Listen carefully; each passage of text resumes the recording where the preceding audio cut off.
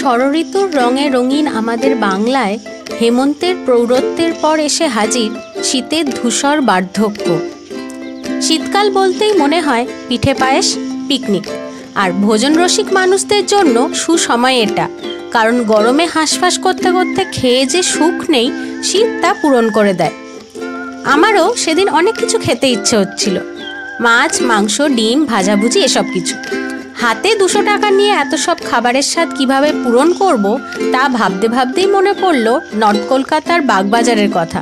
কম দামে ভ্যারাইটিস খাবারের সন্ধান এখানেই পাওয়া যায়। তাই প্রথমেই চলে গেলাম 70 বছরের পুরনো ভোলানাথ কেবিনে। এখানে দেখো, মেনু শুরু হচ্ছে 15 টাকা থেকে সর্বোচ্চ 100 টাকা। সমস্ত আইটেম এখানে সুন্দর করে সাজিয়ে রাখা আছে। বাজেট যেহেতু কম, তাই বেছে বেছে অর্ডার দিলাম ফিশ চপ, চিকেন কাটলেট।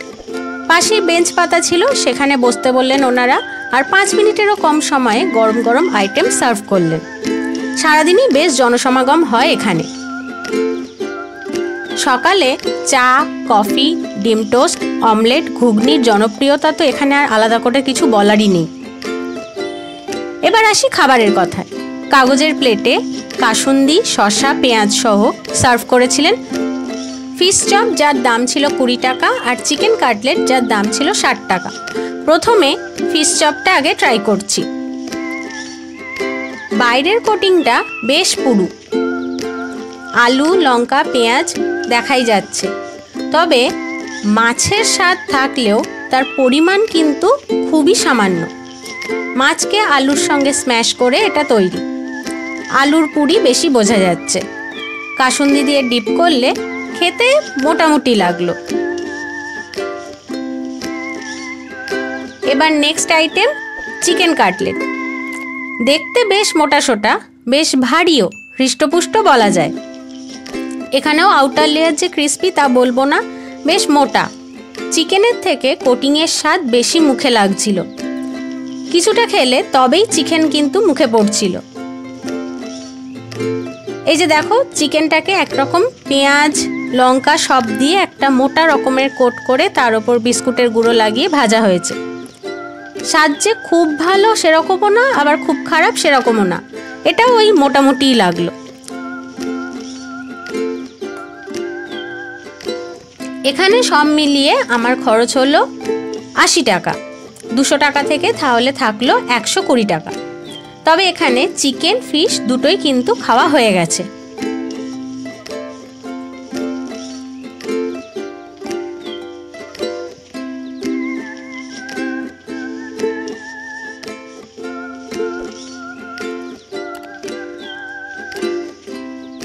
এখানে সন্ধেবেলাও জনপ্রিয়তা কিন্তু যথেষ্ট চোখে পড়ার মতো।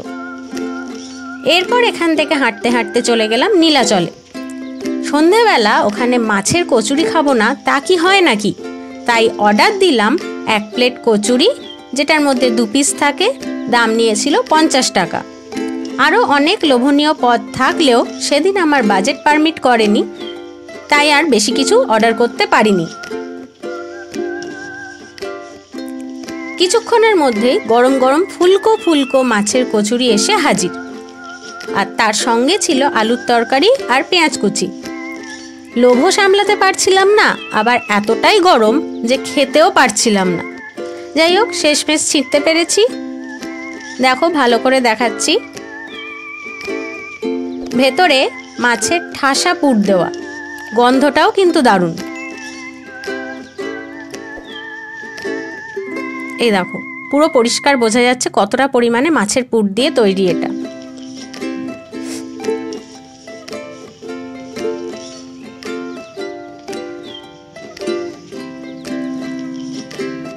আলুর তরকারি দিয়ে খেতে কিন্তু চমৎকার লাগছিল। এর আগে নীলাচলের মাছের কচুরির কথা অনেক শুনেছি, কিন্তু আমি প্রথমবার খেলাম। সত্যি এর স্বাদ কিন্তু দুর্দান্ত। এখানে তাহলে 120 থেকে 50 টাকা মাইনাস, রইল হাতে 70 টাকা।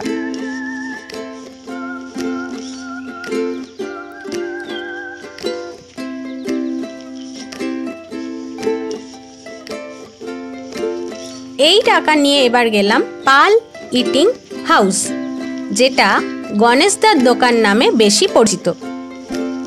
তখনও দোকানে ভাজাভুজি স্টার্ট হয়নি, সব তৈরি করে এনে সাজানোর কাজ চলছে।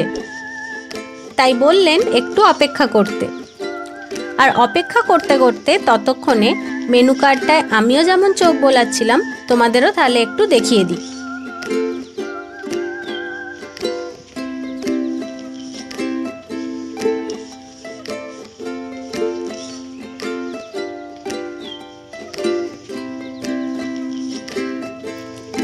কত কম দামে কত রকমের আইটেম এখানে পাওয়া যায়। এখানে এর আগে আমি খেয়েছি, ব্যক্তিগতভাবে বলতে পারি খাবারের স্বাদ খুবই ভালো। দাম অনুযায়ী যতটা আশা করা যায় তার বেশি পাওয়া যায়।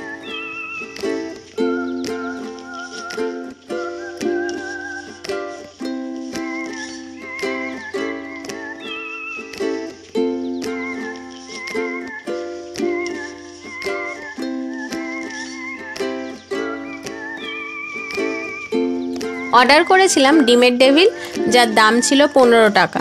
সাইজটা দেখতেই পাচ্ছ। কাসুন্দি, শসা, পেঁয়াজ কুচি দিয়ে সার্ভ করেছিল। এবার একটুখানি ভেঙে দেখাই। যেমন হয় অর্ধেক ডিমের ওপর আলুর পুর দিয়ে ফুল ডিমের শেপ দিয়ে বিস্কুটের গুঁড়ো মাখিয়ে এটা ভাজা ছিল।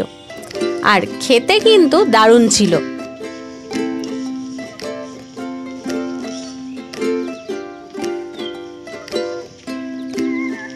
এবার বলি, ভোলানাথ কেবিনে ফিশ চপ খেয়ে আমার কিন্তু মন ভরেনি।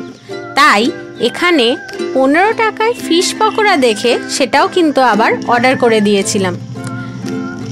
বিশ্বাস করো, 15 টাকায় আর কীরকম স্বাদ হতে পারে এরকম ভেবে কিন্তু অর্ডার দিয়েছিলাম। কিন্তু এটা এতই সফট আর এত সুন্দর খেতে ছিল, বিয়ন্ড এক্সপেকটেশন ছিল এটা।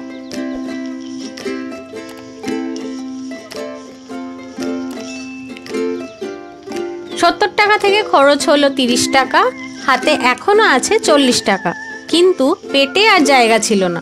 তবে কেক আর আইসক্রিম এই দুটো লোভ আমি সামলাতে পারি না।